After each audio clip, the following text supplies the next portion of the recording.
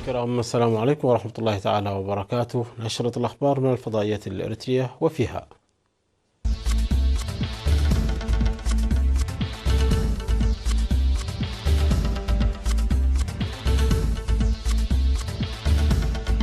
مستشار الرئيس يسلم رسالة إلى رئيس المجلس السيادي السوداني. تسارع في عمليات الحصاد في عرزة. جراحات للعيون في مركز طب العيون في حقات. إن يعطي تعليمات لحرس التوريد تطوير أسلحة أكثر تقدم. محكمة إسبانية تسجن زعماء كاتالونيا بعد استفتاء الاستقلال. وفوز هندي وفرنسي وأمريكي بجائزة نوبل في الاقتصاد. أهلا بكم مشاهدينا. سلم مستشار رئيس السياسة أفورقي السيد يماني قبرآب رسالة من الرئيس السياسة أفورقي في 13 من أكتوبر الجاري لرئيس المجلس السيادي السوداني الفريق أول ركن عبد الفتاح البرهان. وتتعلق الرسالة بسبل تعزيز العلاقات الثنائية وتنفيذ الاتفاقات المشتركة الموقعة مسبقا. حضر اللقاء القائم بأعمال السفارة الإريترية في السودان السيد إبراهيم إدريس. وكان رئيس السياسة أفورقي قد زار السودان من 14 وحتى 16 من سبتمبر الماضي بدعوة من رئيس مجلس السيادة السوداني. وأكد رئيس السياسة أفورقي في اللقاءات التي أجراها مع المسؤولين السودانيين خلال الزيارة الاستعداد للدفع بالعلاقات التاريخية بين الشعبين الإريتري والسوداني والمرتكزة على حسن الجوار وتعويض الفرص الضائعة والتوصل إلى تفاهم لتعزيز التعاون في المجالات الاقتصادية والتجارية والسياسية والدبلوماسية والأمنية والعسكرية والعمل المشترك للتنسيق الإقليمي. أعلن مزارعو مديرية عرزة أنهم في سباق مع الزمن لحصاد مزارعهم وجمع المحصول للحيلولة دون تلفها جراء الأمطار المتأخرة. أوضح المزارعون أن المزارع والمراعي في وضع جيد لغزارة الأمطار هذا العام ويعملون بجهد كبير للحصاد.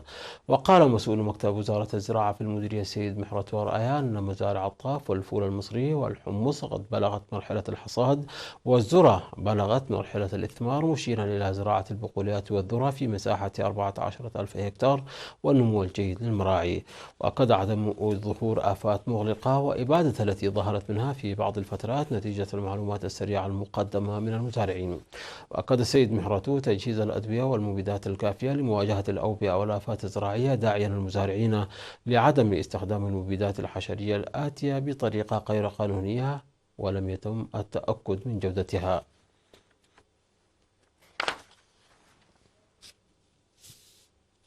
دعا حاكم اقليم القاشبركة السيد ابراها غارزا للقيام بعمل منسق وتقوية المبادرات لإنجاز برامج إرساء الخدمات الاجتماعية وبرامج التنمية الأخرى في مختلف مناطق الإقليم.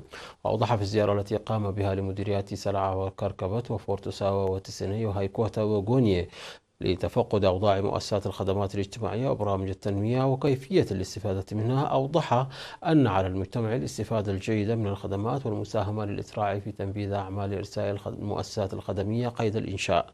وتفقد حاكم الإقليم برفقة رئيس مجلس الإقليم والمدير العام للخدمات الاجتماعية ومسؤولي مكاتب التعليم والتنمية المائية تفقدوا أوضاع الزراعة المطرية والمروية والغابات والحياة البرية والاستفادة من مؤسسات الخدمات الاجتماعية والبنى التحتية.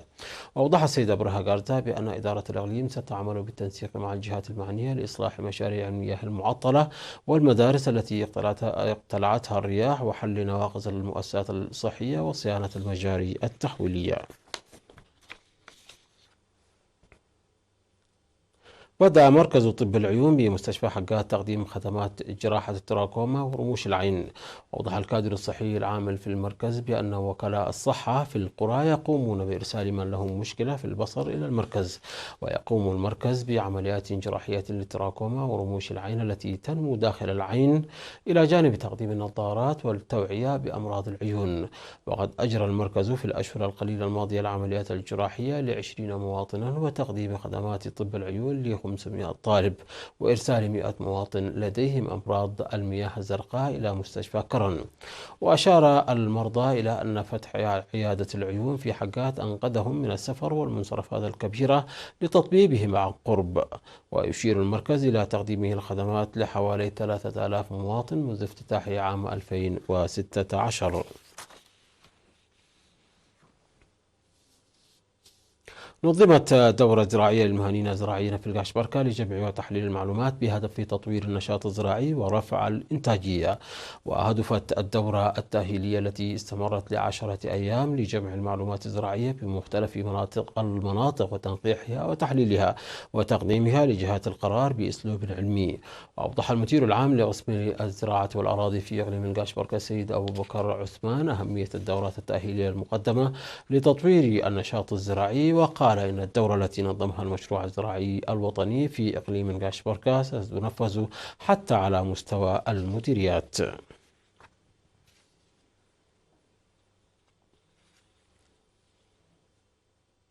عقد مكتب وزارة التعليم في الإقليم الجنوبي ندوة في 9 و10 من أكتوبر الجاري تناولت تطور العملية التعليمية عامة والمميزات والتحديات خاصة. وقدم المدير العام لقسم التعليم العام في وزارة التعليم السيد موسى حسين نايف في الندوة التي عقدت في مندفر قدم توضيحا موسعا مصحوبا بالأرقام حول تطور التعليم في السنوات العشرين الماضية. وقال إن التحديات التعليمية تمثلت في البعد عن موقع المدرسة ونقص المعلمين المؤهلين وقلة التجهيزات التعليمية، ويجري العمل لحل هذه النواقص وتأمين الكفاءة التعليمية.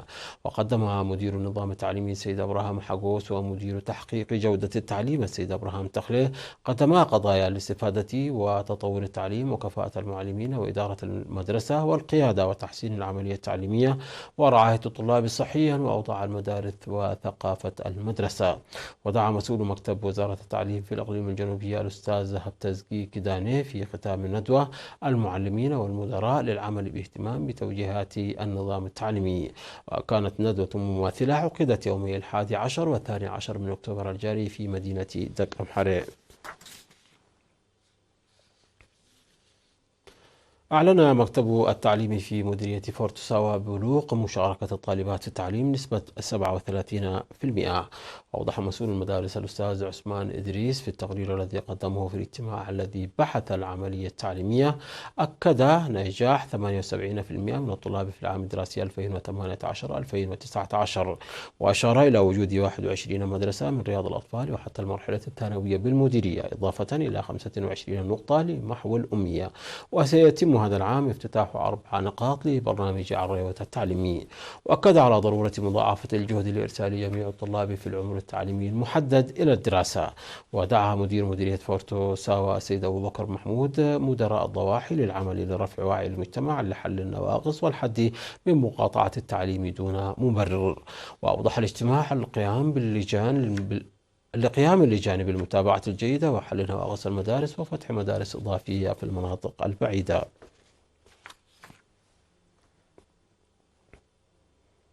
مشاهدينا، نشرتنا تتواصل من الفضائية الإريترية، ولكن بعد فاصل قصير فابقوا معنا.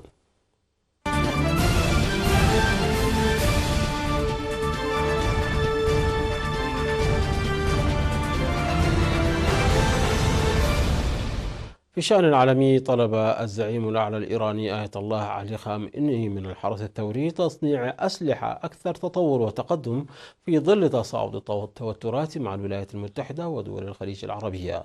وأضاف خامنئي في كلمة ألقاها في جامعة الإمام الحسين بطهران: يتعين على الحرس أن يمتلك أسلحة متقدمة وحديثة، ويجب أن تكون أسلحتكم حديثة ومتقدمة، ويجب تطويرها محليا.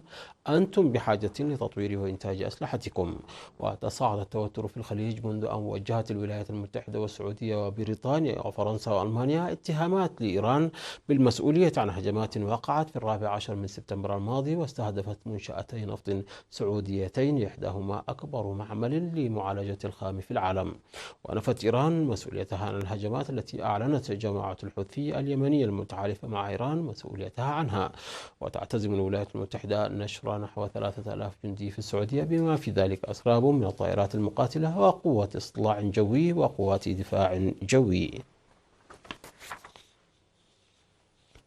قضت المحكمة العليا الإسبانية بسجن 9 من زعماء إقليم قطالونيا الانفصاليين ما بين 9 و13 سنة بتهمة التحريض على التمرد بسبب دورهم في محاولة الإقليم الفاشلة للاستغلال في عام 2017.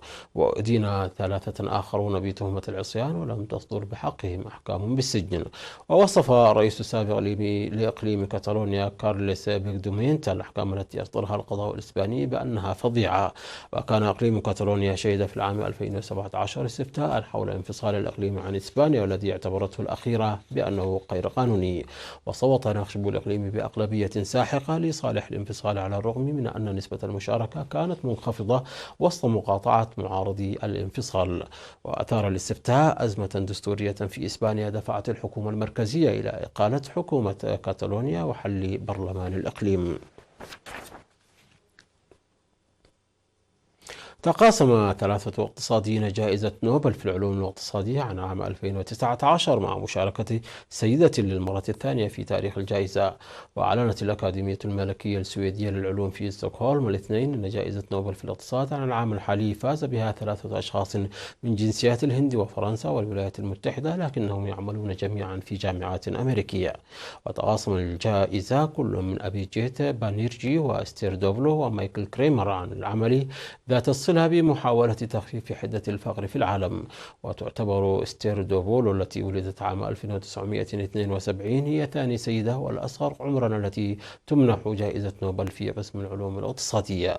وقال الأمين العام للأكاديمية غوران هانسون والذي أعلن أسماء الفائزين بالجائزة أنهم قدموا طريقة جديدة للحصول على إجابات موثوقة حول أفضل الطرق لمحاربة الفقر حول العالم. قدر المشاركون في منافسات بريدجستون الخاصة بسباق السيارات التي تعمل بالطاقة الشمسية مدينة داروين الاسترالية باتجاه مدينة إدلياد في الجنوب. ويشارك في هذه المنافسات حوالي 40 فريقا من 20 دولة.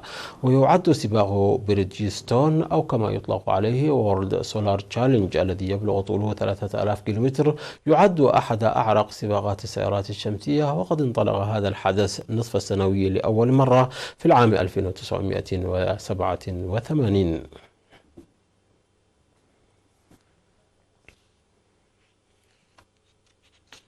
مشاهدينا، انتهت النشرة. شكرا على حسن المتابعة. تحية لكم أينما كنتم، إلى اللقاء.